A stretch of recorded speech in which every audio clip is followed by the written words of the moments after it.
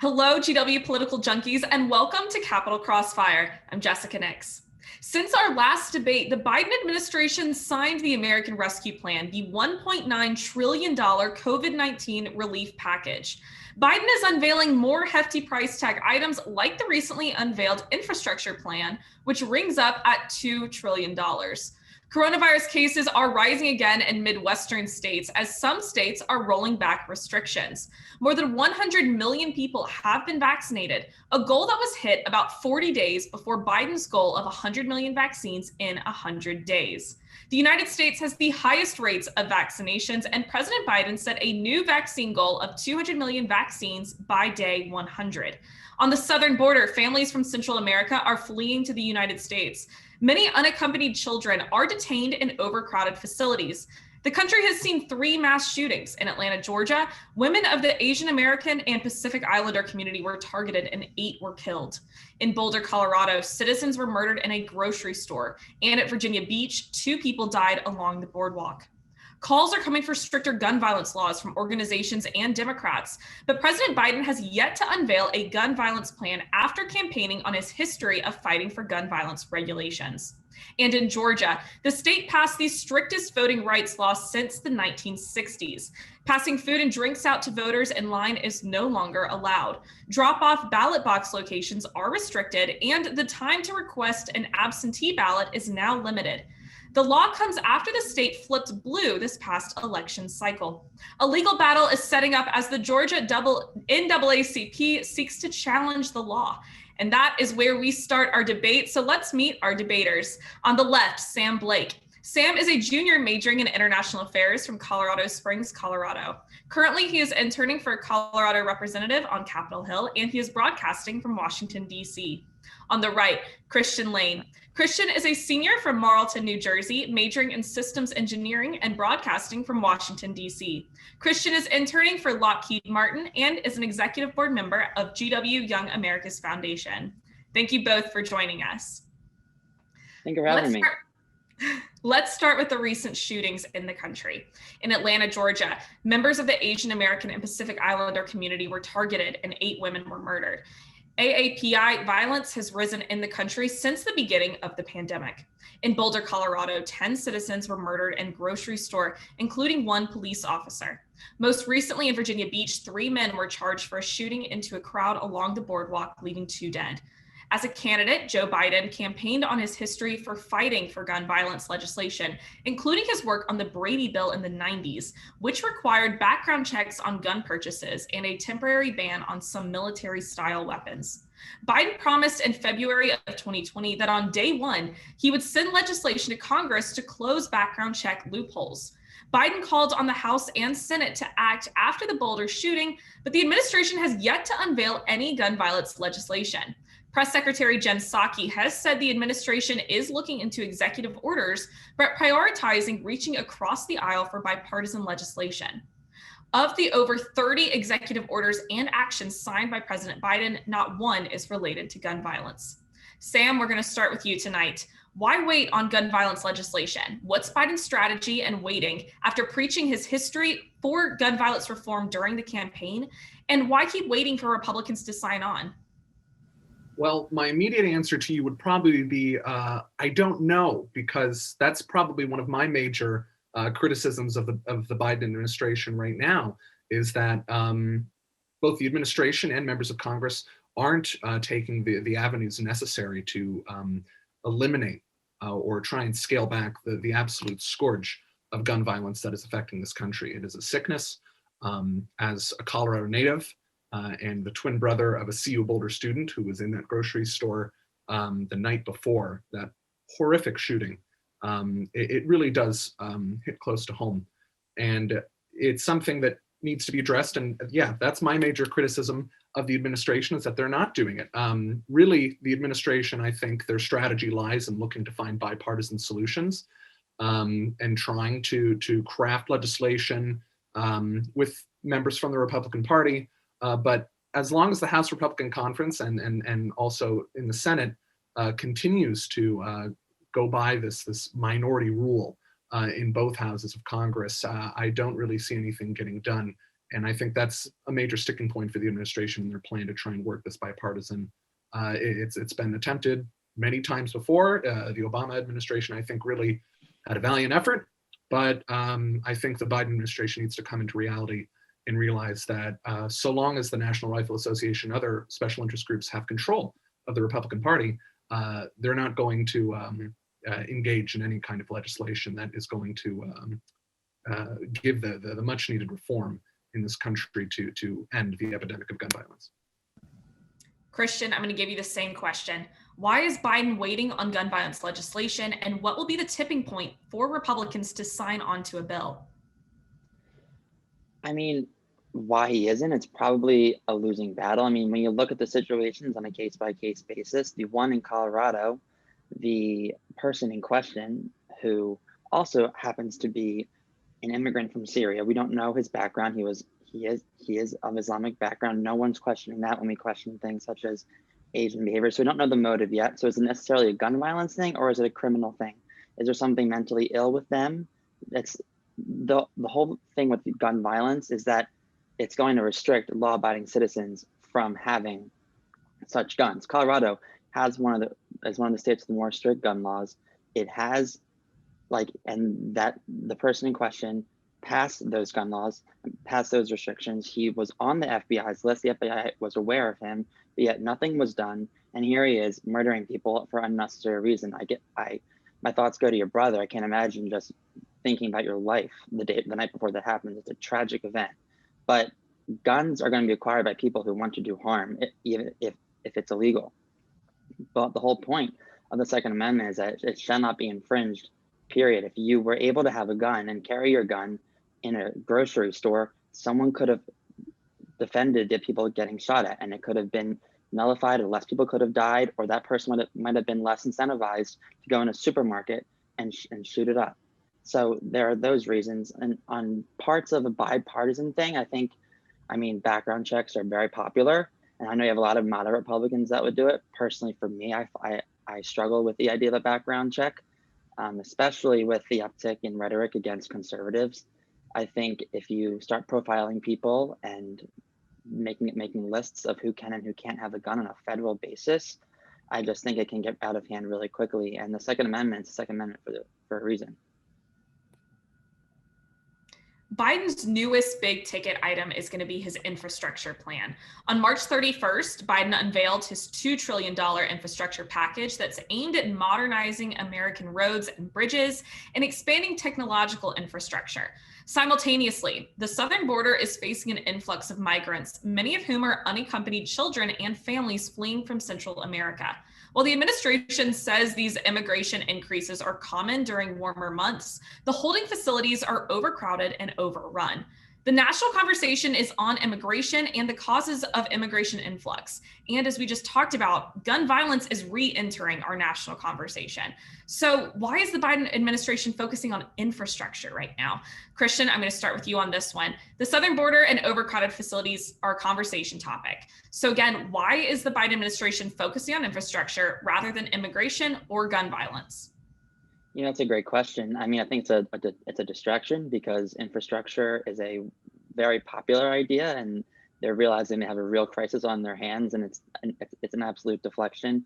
The Trump administration had intended to get infrastructure done. The Trumpian wing of the Republican Party is very pro-infrastructure, building up our roads and our bridges. It's a matter of national pride. It's a matter of more jobs. And on that end, I agree with the Biden administration. But why are you handling it right now when it's at 1,700% capacity in some cases in some of the buildings? I just find it's utterly sad. I watched a report on the news tonight that had a 6-month-old thrown in a river by a smuggler, on the way here. When you incentivize saying, come here, when you incentivize people to come up here, not simply by any policy, but just the rhetoric alone, when you say, we will not turn you back, what are people going to do? They're going to come up here in the middle of a pandemic, because situations in the Northern Triangle are not good. They're not great. They're not recovering nearly as fast as the United States is. And so they see the economy about to open up, and they see jobs. I read a Wall Street Journal article. I think it was either 82 or 88% of the people that are trying to get in this country are 16 to 20-year-old young men because they're finding for work. Granted, having children is terrible. You have immigrants themselves saying, I'm coming here because Joe Biden said he would let me in. Like, because Biden said it would be okay and that he would take care of us. And they are saying this themselves. It is a huge public rhetoric issue as well as a policy issue. I mean, obviously going to the Northern Triangle and seeing root causes is great and it's important. So in the long run, we can stop this influx coming to our border because there are surges every year. This is getting out of hand because it's inflated by COVID, but you can also handle it at the border. You have up to 10% in some cases of these pods of immigrants that are COVID positive, and yet they're not requiring a test. You're not worrying about anything like that, and coming into the country, and then they get released for their bond. Most are being sent back, but the process it needs to be fixed, and the lack of even going to the southern border to see it for themselves is kind of blind. Sam, I'm going to give you the same question. Why is Biden focusing on infrastructure right now when immigration is such a talking point? Well, I think that perhaps one of the Biden administration's goals is to kind of bring attention to the southern border by discussing infrastructure. They can seem like separate things, but in a myriad of ways, what the infrastructure package is going to entail will include institutional and structural support to the border that has kind of been hyper-focused in the past years of the Trump administration. The meaningless, worthless, ineffective, and costly project of a border wall wouldn't change this crisis whatsoever. And I think what needs to happen in relation to this migrant and refugee crisis in Central America, we need to start looking at this not from our own eyes, but from the eyes of those who are leaving these countries and heading to the United States for the promise of employment, for the promise of health and personal security. I don't think it's a far stretch to say that a lot of these institutional problems in these Central American countries have a lot to do with our botched foreign policy decisions that stretch back more than half a century.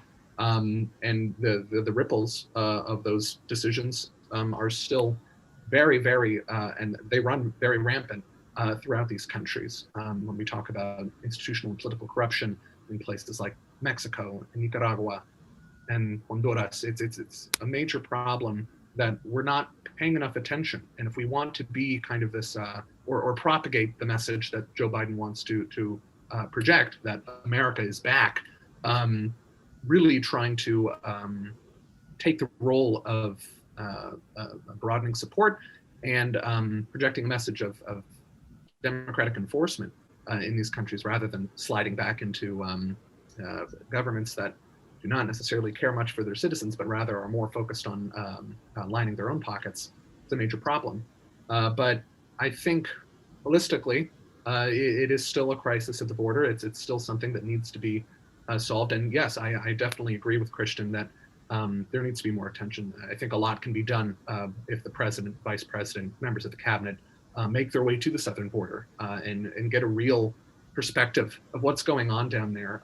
President Trump did not really, I don't have a recollection of him being able to see these migrants, these refugees in these holding facilities. What's happening to these children and the adults is a human rights abuse. And it needs to be rectified before the international community takes note of it.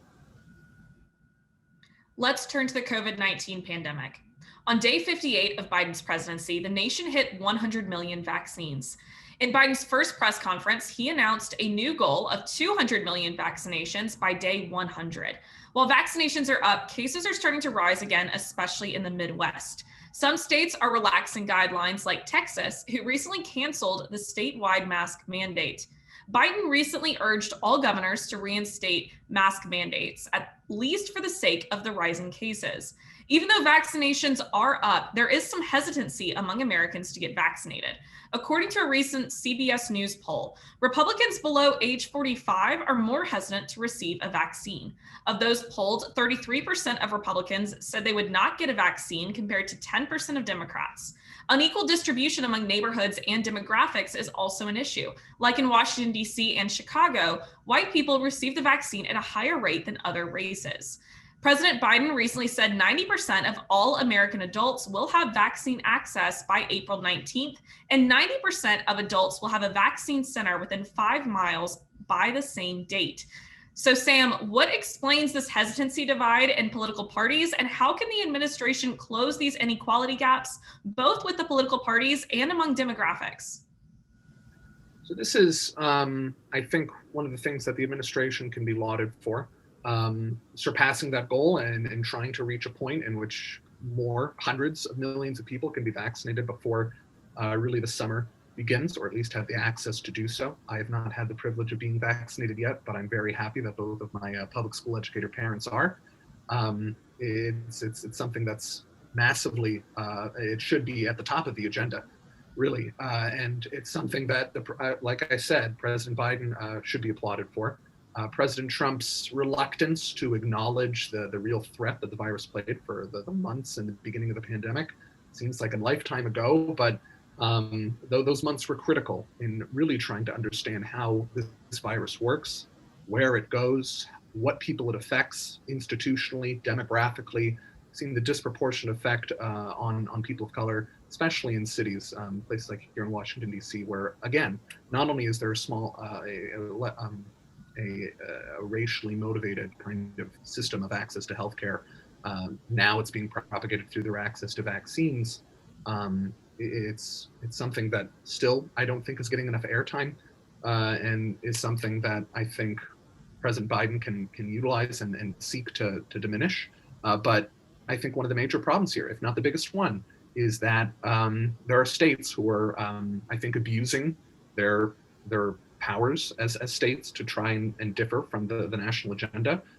Texas, Florida, Mississippi, Alabama, some of the Wyoming, I believe, as well, canceling their mask mandates. This is only going to prolong the pandemic. All of the, we hear the Republican Party time and time again saying, let's get back to normal, let's get the economy open. That's not going to happen if we continue to ignore the recommendations of the CDC, the World Health Organization, all of the nation's top scientists and doctors, the world's. And so it's extremely frustrating to try and hear Republicans cite, other different kinds of reports, the general scientific consensus that needs to be understood is that this virus is still a threat.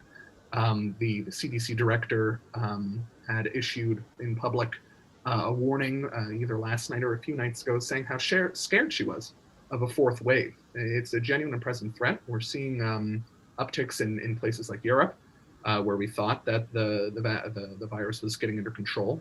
We are still very much in the weeds of this crisis, and the more we hear from state leaders, like Governor Abbott in Texas, saying that everything's going to go back to normal, it's going to make the problem worse. And so when you ask the question about how to erase these kinds of disparities in how different groups treat the severity of the virus, there needs to be a real heart-to-heart between both the administration and state leaders. I think President Biden should immediately call governors to the White House and really talk some sense into them. There needs to be a national, we know that this is a national emergency, but I don't understand what is so hard to understand about the severity of this virus. We thought that things would change time and time again under the Trump administration. Even when he got the virus, he really downplayed its effects. And when we hear things from Dr. Birx, who was in President Trump's task force, talking about the hundreds of thousands of lives that could have been saved had we taken the correct action, a lot of which had to do with these public health measures like social distancing and wearing masks and mitigating travel and staying at home.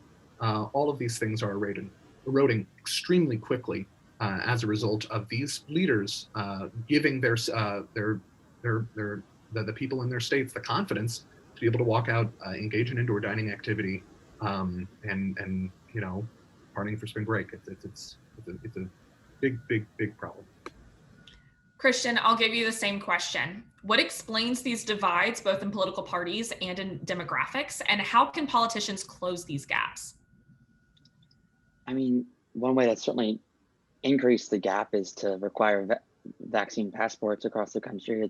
It's a immense violation of privacy, and it just could cause it could cascade into a lot of issues that could profile things. Governor DeSantis is doing an excellent job in terms of resisting that measure, taking common sense, vaccinating the elderly. That's the purpose. That's priority number one. You have to vaccinate the vulnerable. You have to make sure that it's I personally, I think Republicans should be advocating for vaccines. I'm happy to say I'm double vaccinated.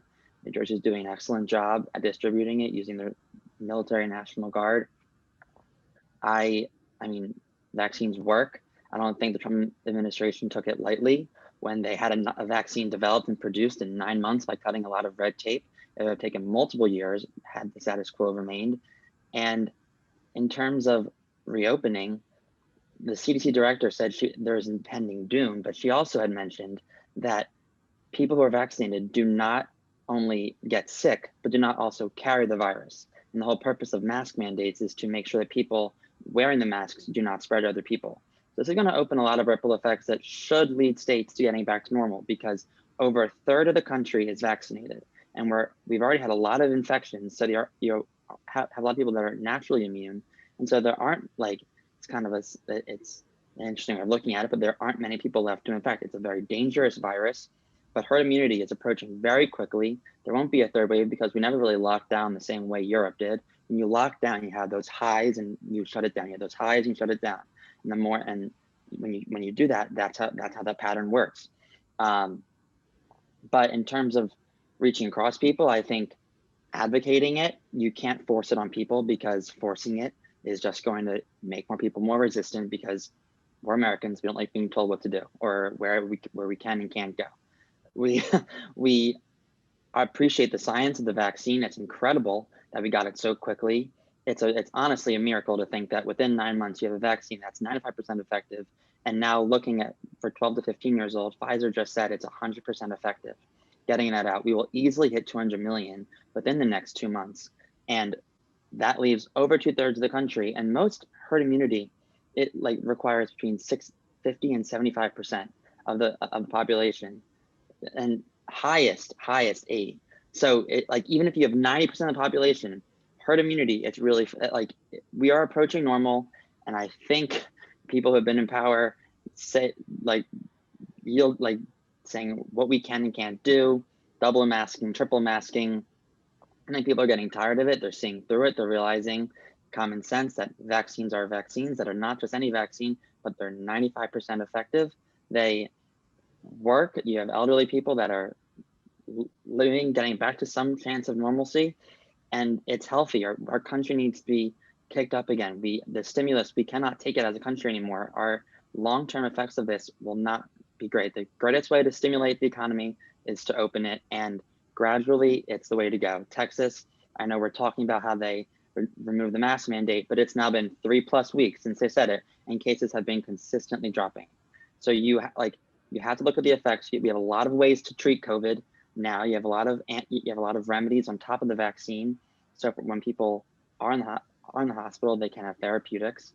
It's important that we advocate for exercise, because you can't control people's decisions to not get a vaccine, but you can encourage as much as possible. Let's go to the Peach State. So Georgia is making headlines with this new voting rights law. Signed behind closed doors by Governor Kemp, the new law is considered the strictest voting rights bill since the 1960s. It's also the first voting law since the 2020 election, when Georgia flipped blue for Biden and they elected 2 Democratic senators in a runoff election. Provisions in the law include no longer allowing food and water to be passed out to voters in line. The application period for absentee ballots is now shorter. The absentee drop-off box locations are cut down. The law also makes changes to the state election board, which some argue gives the state board power to take over county election boards. President Biden said the law is, quote, un-American and sick. The NAACP has opened a lawsuit arguing the law makes it harder for Georgians to vote and setting up a long legal battle for the new law. In Congress, Democrats are calling for a new Voting Rights Act, and the House recently passed H.R. 1, which targets protecting voting rights. Christian, we're going to go to you first on this one. What are your thoughts on Georgia passing this new law? What is your response to Biden calling the law un-American? And also on the legal implications of the law. How is this going to play out in court? And is this enough for the Senate to pass H.R. 1? I mean, I think it's a great response to what happened in 2020. You can't deny that half of the country believes that there was between 35% and half the country believes there was there were a lot of irregularities. I do acknowledge Joe Biden is the president of the United States, that he ended up winning. The Trump campaign couldn't prove their case in court, but you have a lot of people who have distrust in the election. And the last thing the Biden administration or Democrats in Congress should be doing is trying to pass a voting rights bill that overhauls elections for every state, where they can mandate rules to other states. They can automate mail-in ballots. It's up to the state how they want to run their election. Florida has improved a lot over the past 20 years since the hanging Chad thing. The Georgia law, I think it's absolutely great. I don't think it's restricting anyone's ability to vote. It's only restricting the ability to cheat or to have miss ballots. I think the only weird thing that strikes me is the water bottle thing with standing in line. That's really doesn't add up for me, but like concentrating mail, like drop boxes for absentee ballots, requiring a photo ID, that's important stuff. It's important. It's verifiable. You don't have any room. You have much less room for error. And I mean, a counter argument to saying like, oh, well, you are preventing people from going in pop-up centers that usually have longer lines. Well, Georgia has 17 days. I think it's either 17 or I think the new one proposes to 21 days of early voting. So it's not like everyone does it at the same time. You have it's either 17 or 21 days to vote early. New Jersey was just lauded by Stacey Abrams and my Governor Murphy for having 9 days of early voting. And so if this is, I don't know, the Biden administration calls it un-American and Jim Crow, I think it's just a state's ability to control its own elections as a state. Like that, like we have to remind ourselves in national elections, we're not one election, we're 50 elections where we elect someone and agree based on the Electoral College. So in that case, I think it's a great bill. It's a great start, and other states should follow it. In terms of the H.R. 1, I think it's a complete overhaul. It's a power grab because Democrats know that it's only going to make things easier for mail-in ballots, to increase the inability to detect and verify people and votes. This year was incredibly difficult because of the COVID restrictions, and you have a lot of distrust when things take days and days and days to count results. We have an influx of mail-in balloting. The increased days to vote early definitely helps that. But when you have reports out of Georgia where water main breaks and it doesn't, and it causes the thing to stay early, that it's not even a matter of verifiable proof in court. You have to reestablish trust with the voting community of your state. There's a lot of distrust. People, like, the whole reason the Republicans who control the state of Georgia lost the Senate election is because they didn't think that the election was secured. They had a lot of miscalculation. Now the court plays out where everything worked out well, but the days, it prompts a lot of doubt. And to do this only secures the election bill. I mean, I think to call it Jim Crow is kind of making it, you expect less for people that are African Americans to be able to get out and get a photo ID. I think the racism of lower expectations is really abound in the Biden administration, and we have to hold everyone to the same standard. We're Americans. Now, if you want to say people are poor or disadvantaged that just so happen to be Black or African American or Latino, then maybe we surge areas that make sure you get a photo ID. You have a photo ID initiative. I think having a photo ID, you have to get a photo ID to have a vaccine today. Like, to get your vaccine and say, yes, I'm here for my vaccine, you have to give a photo ID. If you don't give that, you can't get a vaccine. So if we require photo ID for a vaccine, why can't we require a photo ID for a vote? Sam, we're going to go to your response. So what are your thoughts on Georgia's law and Biden calling the law un-American? What are the legal implications of the law? And where does Congress go from here for a new National Voting Rights Act? Yeah, it's a great question that you pose. And when I have to disagree with President Biden when he says that this law in Georgia is flagrantly un-American. If anything, I think it's one of the most American things that's been kind of evident in the country. That this passage only underscores the fact that the United States of America has a long and deep-seated track record of making it their business to restrict the sacred right to vote to specific groups of people. And that's the issue that's at hand. Governor Kemp and the Republican Party in Georgia, the Republican Party in the country is scared.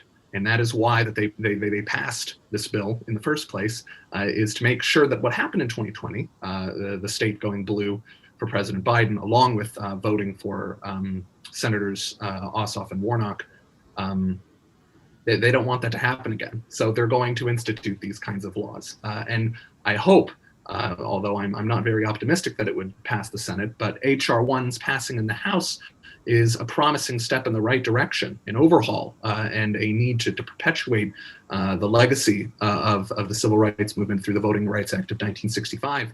This renewal gives the opportunity to ensure that there is a national standard and to make sure, as much as I know that Christian and other people on the right do enjoy talking about the merits of states being able to localize their own laws and pass things that are important to them, and then within their state lines, voting is a national issue.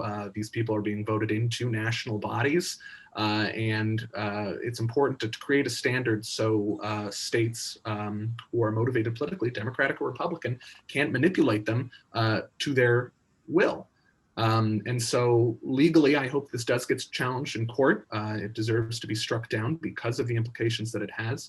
If you talk about different identification requirements or standing in line or how long polling places operate or mobile polling places, if they can operate, eliminating all of these, getting rid of polling places is going to restrict people from getting access to the right to vote. We are in America. We have to remember that Election Day is not a national holiday. I really hope it was, because then it would make it a lot easier for people to vote. But again, the Republican Party in Georgia, along with other states and in the House of Representatives and Senate, are dead set on making it difficult for people to vote. And so that's going to include making it extremely difficult for people who traditionally vote along non-Republican lines, i.e. especially Black Americans in Georgia, whose turnout went through the roof for President Biden and these new Democratic senators. And we can give thanks to majority of activists, many of them women of color, who've put in their blood, sweat, and tears in making sure that people are aware of their right to vote. And on the opposite kind of trajectory of where things are going in Georgia, we have things like this being passed. We have racially motivated hate crimes in Atlanta and all over the country that go to show that, I'm not accusing the governor of Georgia or the Republican Party of Georgia of trying to perpetuate systems that will uphold white supremacy, but keeping these laws and passing these laws is going to do so, because bottom line, it's going to prevent people of color from getting access to voting. And with that, we're going to wrap our third debate of the semester. Sam Blake and Christian Lane, thank you both for joining me tonight. And to everyone at home, thank you for watching. Remember to check us out at gw-tv.com and Capital Crossfire on Instagram, YouTube, Facebook, and Twitter. For everyone at GW TV, I'm Jessica Nix. Thanks for getting caught in the crossfire with us. We'll see you next time.